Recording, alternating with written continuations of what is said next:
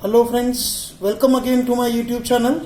Today in this video we are going to start a very important topic of calculus, that is limits. ये जो limits topic है ये बहुत ज़्यादा important topic है for 11th as well as 12th, क्योंकि पूरी calculus 12th class के topics जिसमें continuity, differentiability और Rolle's theorem, Lagrange's mean value theorem और एप्लीकेशन ऑफ डेरिवेटिव में इसका बहुत यूज होता है. So today we are going to take the topic limits.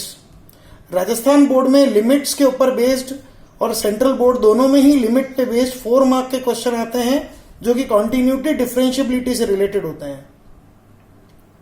IIT में इसके ऊपर 2 से 3 क्वेश्चन आते हैं और ये बहुत इंपॉर्टेंट टूल है क्वेश्चंस को सॉल्व करने के. तो लेट्स स्टार्ट लिमिट्स. लिमिट्स में सबसे पहले एक क्वेश्चन अराइज होता है कि वाई वी कैलकुलेट लिमिट. हम सीमा ज्ञात क्यों करते हैं? Why we calculate limit. तो आप देखिए कि मैंने एक फंक्शन लिया f x x square minus 1 upon x minus 1 और जब मैं एक्स को 1 डालता हूं तो इसकी वैल्यू आती है 0/0. मीन्स ये क्या है? अनडिफाइंड है, अपरिभाषित है. किसी भी फंक्शन की वैल्यू किसी पॉइंट पे अगर 0/0 आए, इनफाइनाइट बाय इनफाइनाइट आए, इनफाइनाइट आए, इनफाइनाइट प्लस इनफाइनाइट आए, इनफाइनाइट माइनस इनफाइनाइट आए, 0 की पावर इनफाइनाइट आए, 1 की पावर इनफाइनाइट आए, इसमें से कोई भी तरह की अगर वैल्यू आती है तो फंक्शन अनडिफाइंड होता है, राइट. बट अगर आप देखें तो 0.99 जब मैं इसमें डालता हूं और सॉल्व करता हूं तो मुझे अप्रोक्सीमेटली 1.99 मिलता है. और जब मैं 1.01 डालता हूं तो मुझे अप्रोक्सीमेटली 2.01 मिलता है. कहने का मतलब क्या हुआ? Exactly x is equals to 1 पर एफ एक्स डिफाइंड नहीं है, बट इन द विसिनिटी और neighbourhood of x f x defined है. x 1 के आसपास में अपने नेबरहुड में एफ एक्स क्या है? डिफाइंड है. इसका मतलब हिंदी में कहूं तो ठीक x बराबर 1 पर फलन एफ एक्स अपरिभाषित है, परंतु x के आसपास फलन एफ एक्स परिभाषित है. In the neighbourhood of x is equal to 1 f x is defined. Therefore we can say when x tending to 1, when x is moving towards 1, then f x is moving towards 2. जब x 1 की तरफ बढ़ रहा है तो F x 2 की तरफ बढ़ रहा है, राइट. इस प्रकार की परिस्थिति में हम सीमा का मान ज्ञात करते हैं. In this kind of situations we calculate the limiting values और लिमिट ऑफ अ फंक्शन.